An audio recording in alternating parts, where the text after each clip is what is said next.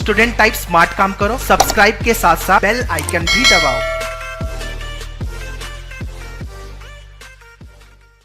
Hello guys, once again welcome to all in today's video. So today we'll talk about one of the program offered by the TISS, and that is nothing but the rural development and the governance. So a lot of students asked me to make a video on the same. So friends, here I come up with all the relevant data with respect to the rural development and the governance program.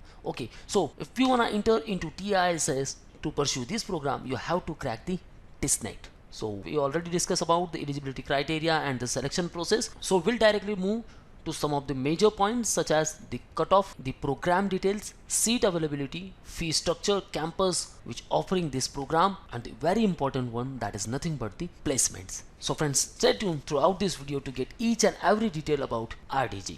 So before that, our new YouTube channel launch named as Manoeuvre TIS Entrance, and which is very specific to TIS Entrance exam, that is nothing but the Testnet and TISbat. Okay, so guys, target the TIS campus, either Mumbai, Tuljapur, Hyderabad, Guwahati or Chennai Palm campus. Okay, so get the best coaching for Tistnet and TISbat. Call our board line number 8828581455. Now friends, here I am making this video because as all of you asked me to make the video on RDG. Now if you wanna some more videos, then tell me in the comment box which type of video you wanna, on which particular course or campus and etc. So post all your doubts and queries in the comment box, so I will make a video as per your recommendations. So click on the below mentioned link and subscribe the channel to get the regular updates with respect to the Tistnet and TISbat. So let's come to our main point, why there is a need of rural development and the governance. Because in India, more than 75% of the total population lives in rural areas. So for this much of populations, their home is rural areas. So you are aware about the governance part, all the governance body, okay, and why there is a need of making policies in urban areas, because due to the urbanizations. Same wise, in rural areas there is a need for the development as well as the governance, because due to the lack of facilities in rural areas, more and more populations are moving to the cities, and that's lead to the urbanizations. So friends, if you are watching this video, the rural development and governance, then also watch the urban policy and the governance part, so you can easily understand what exactly the governance part is. Okay guys, so therefore it is very important to develop the rural areas first to maintain the livelihood securities in the poor peoples.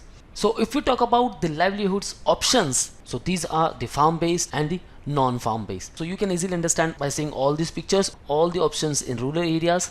So why there is a need for the development process. And if you talk about the livelihood security, then it contains the 6 major components, such as the food comes at first, the water, the housing and sanitation, 4th one the education, the 5th one the health facilities in rural areas, and the next one the economic security. All these are the components where there is a need for the development in the rural areas. So friends, before going to exact detail about the course, if we talk in very simple words about the rural development, then guys, it is nothing but the process of bringing the positive changes in the rural areas or the rural structures.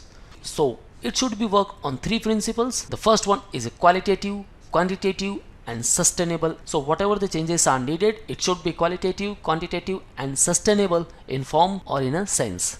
Because if there is a development in the rural areas and it is not sustainable, then it will be called as a mild development or the negative development. So that's why these all 3 points are very necessary. It should be qualitative, quantitative and should be sustainable in form.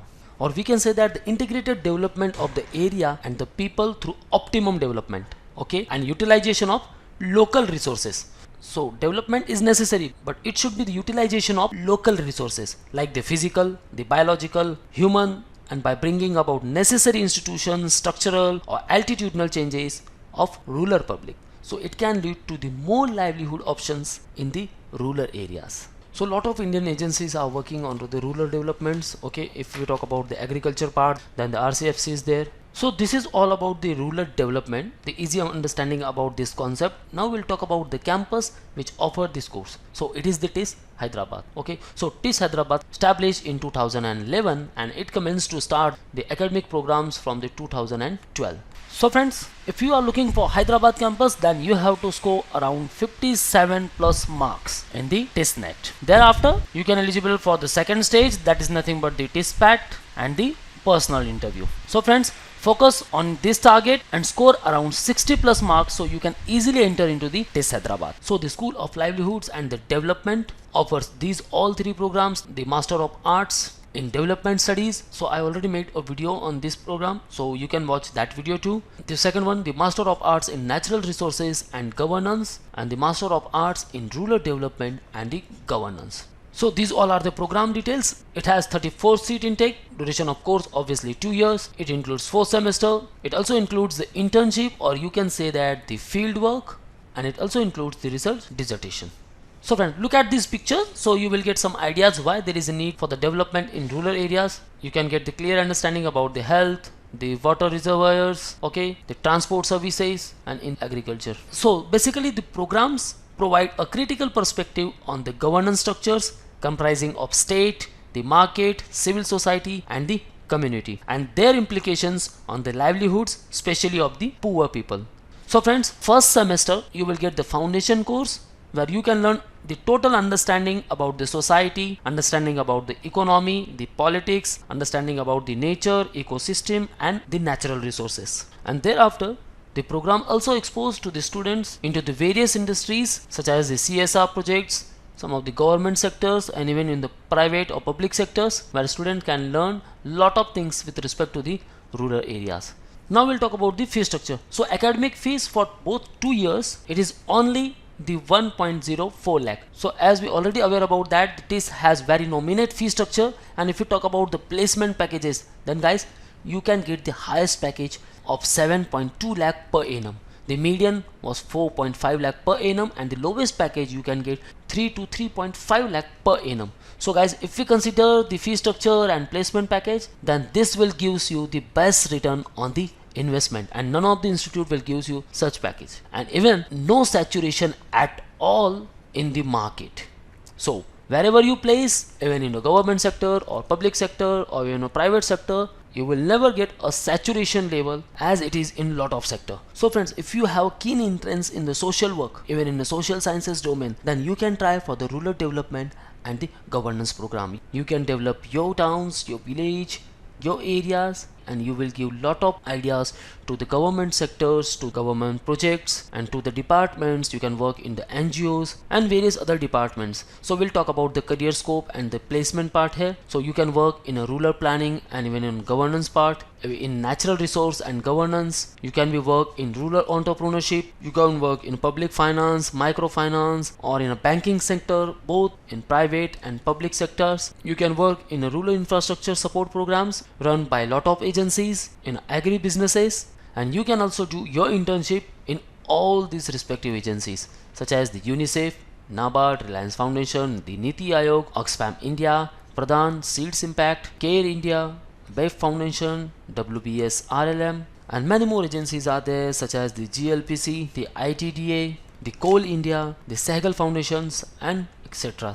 So friends, just keep in mind, this program is very unique one, the RDG, the Rural Development and Governance, and this uniqueness makes that there is no saturations in the market. So if there is no saturation at all, then that means the program is worth it and there is a huge growth. So if you are in TISS, then you will get the 100% placement there, and also there is very nominate fee structure. So guys, if you have your keen interest in the rural development or even the governance policy, in the policy making, in rural planning and governance, then definitely friends, you should try for this course. So to pursue this course, you have to crack the Testnet. So friends, these all are the past recruiters, some of the research based companies, and also the government sectors. So after pursuing RDG, you can become part of all these. So friends, kickstart your preparation. Let's crack the Testnet. And if you want boosters and proper materials and resources, then visit at manoeuvreedu.com/MBA-entrance to get access for the books, mock tests, sectional, and full course. If you want to interact live with us, then call on 8828581455. If you want to join our classroom preparations, then you can join us at Borivali, Dadar and Vasai. So friends, this is all from the today's video. If you have any doubts and query, you can ask me in the below comment section. So thank you very much guys. All the best for your career. See you in the next video.